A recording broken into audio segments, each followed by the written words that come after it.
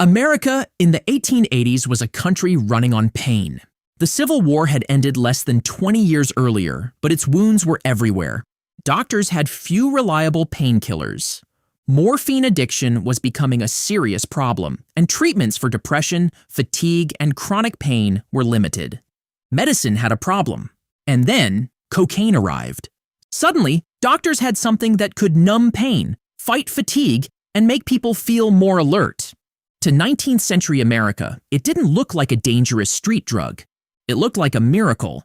Doctors prescribed it, pharmacies sold it, companies turned it into products, and in 1886, one pharmacist in Atlanta put it into a drink.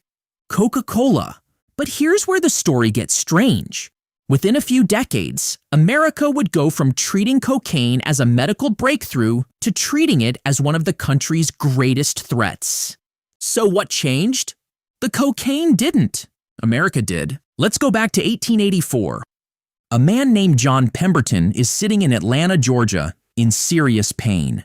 He'd been wounded in the American Civil War nearly 20 years earlier and had spent most of those years dependent on morphine just to function. Then he discovered cocaine. And he did what any reasonable Victorian-era pharmacist would do. He declared it a medical miracle.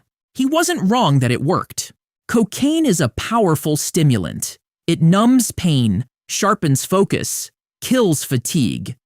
In an era before aspirin, before antibiotics, before almost any reliable medicine, cocaine felt like a gift. So Pemberton did what businessmen do. He bottled it. First as a coca wine, cocaine dissolved in alcohol, marketed to white New South professionals as a nerve tonic. Then, the local county passed a prohibition law. Alcohol was banned. So Pemberton removed the wine and replaced it with sugar syrup and carbonated water. In 1886, he had a new drink. He called it Coca-Cola, named for its two active ingredients, coca leaves and cola nuts. The locals had a simpler name for it. They called it dope, not as an insult. That's just what people called a pleasurable drug back then. And it was pleasurable. Each bottle contained up to 9 milligrams of cocaine, which doesn't sound like much until you realize that taking those drops orally was comparable to snorting the same amount. Coca-Cola wasn't just a soft drink. It was a legal, carbonated, widely distributed cocaine delivery system, and everybody loved it. But Pemberton wasn't alone. The entire country was drunk on cocaine. In 1884, Sigmund Freud published a paper called Über Coca. He called cocaine a miracle, a cure for depression, for indigestion, for morphine addiction. He personally used it. He sent it to his fiancée as a gift. He was wrong about almost everything in that paper, but nobody knew that yet. Meanwhile, in Albany, New York, the Lloyd Manufacturing Company was selling cocaine toothache drops over the counter for 15 cents. The advertisement showed two children playing happily in a yard. Tagline, "Instantaneous Cure." Thomas Edison endorsed Coca products. Sarah Bernhardt endorsed Coca products. Pope Leo XIII carried a flask of Coca wine and awarded its French manufacturer a Vatican gold medal. This was not a fringe movement. This was mainstream America's official position on cocaine, and Coca-Cola was its most popular ambassador. Then something changed. Not the drug, the people using it. When Coca-Cola first launched, it was a product for the elite, served at upscale soda fountains, consumed by professionals and intellectuals. Then, in 1899, the company began selling it in glass bottles. Suddenly, it was everywhere, available to working-class whites, available to African Americans, available to anyone with 15 cents. And that's when white America's relationship with cocaine changed completely. The same drug that had been a respectable medicine for decades was now being called something else entirely. In newspapers across the South, stories began appearing about what they called Negro cocaine fiends. These were fabricated panics, but they spread fast. In 1914, as Congress was debating the Harrison Narcotics Act, a New York Times Magazine headline read, "Negro cocaine fiends are a new Southern menace." At congressional hearings, so-called experts testified, on the record in the United States Congress that most of the attacks upon white women of the South are the direct result of a cocaine-crazed Negro brain. None of it was true, but it worked. Southern representatives who had resisted the Harrison Act on states' rights grounds suddenly voted for it. The racist arguments were what got it passed. Cocaine wasn't banned because America suddenly discovered it was dangerous. The danger had been there all along. The addiction, the dependency, the deaths. Doctors had been reporting it for years, but none of that moved Congress. What moved Congress was fear of black people. The drug didn't change.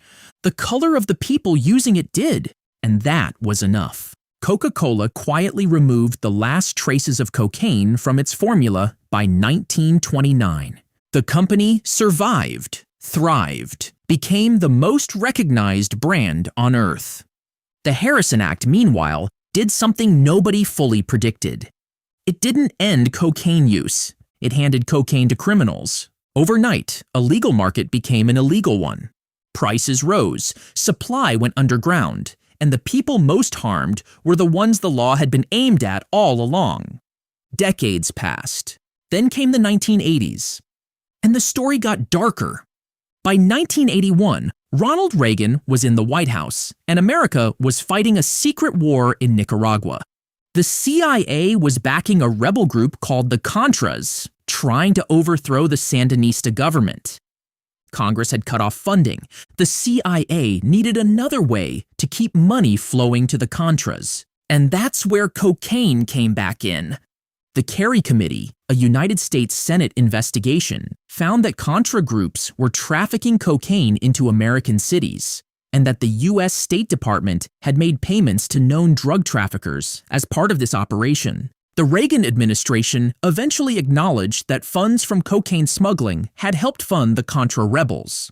The cocaine that came through that pipeline didn't end up in suburban neighborhoods. It flooded into South Central Los Angeles, into black communities across urban America. It was cheaper than powder cocaine and more addictive. It was crack. And the crack epidemic that followed devastated black communities through the 1980s and 90s, sent hundreds of thousands of people to prison, broke apart families and entire neighborhoods. That epidemic had American government fingerprints on it. Not as a proven conspiracy, but as a confirmed, documented, Senate-investigated fact. The U.S. government knew cocaine was being trafficked into its own cities, knew it, and continued the operation anyway.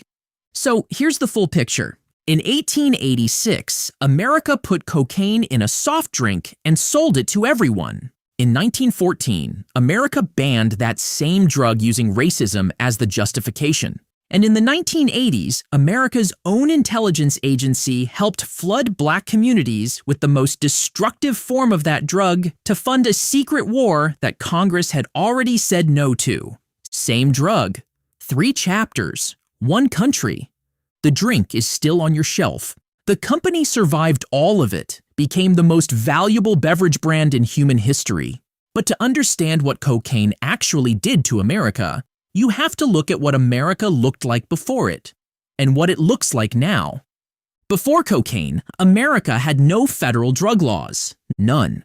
You could walk into any pharmacy and buy morphine, heroin, or cocaine over the counter with no prescription, no questions, no age limit. Medicine was unregulated. Addiction was considered a moral failing, not a medical condition.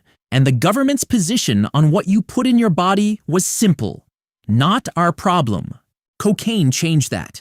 The Harrison Narcotics Act of 1914 was the first time the federal government declared it had the right to control what substances Americans could put into their bodies.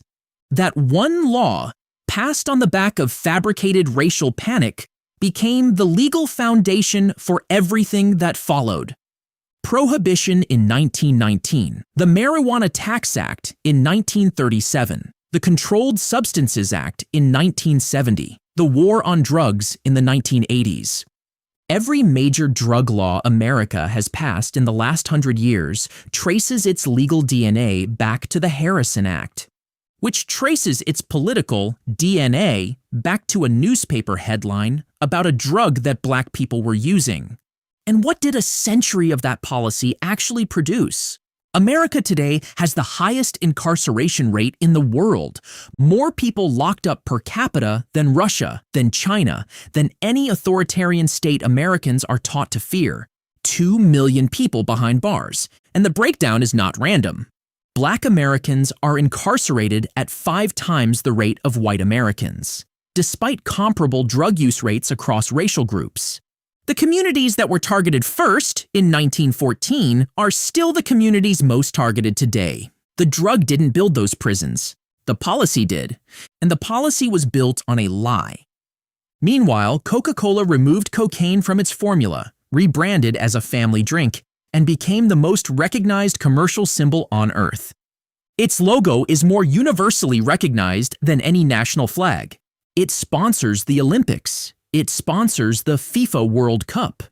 The company that started as a cocaine delivery system is now synonymous with happiness. The communities it helped addict in the 1890s are still living with the consequences of the policy that followed. One story got a rebrand, the other didn't. That's the real legacy of cocaine in America. Not the drug itself, the machinery it built. The laws, the prisons, the racial targeting, that machinery outlasted the drug by a century. And it's still running. That's not mythology. That's not conspiracy. That's the history nobody puts on the Coca-Cola Museum tour in Atlanta. If this changed the way you think about a brand you've trusted your whole life, that's the point. History rarely looks like what it's sold as. Subscribe, because this channel exists to find the version they didn't teach you. And share this with someone who still thinks the war on drugs was about drugs. See you in the next one.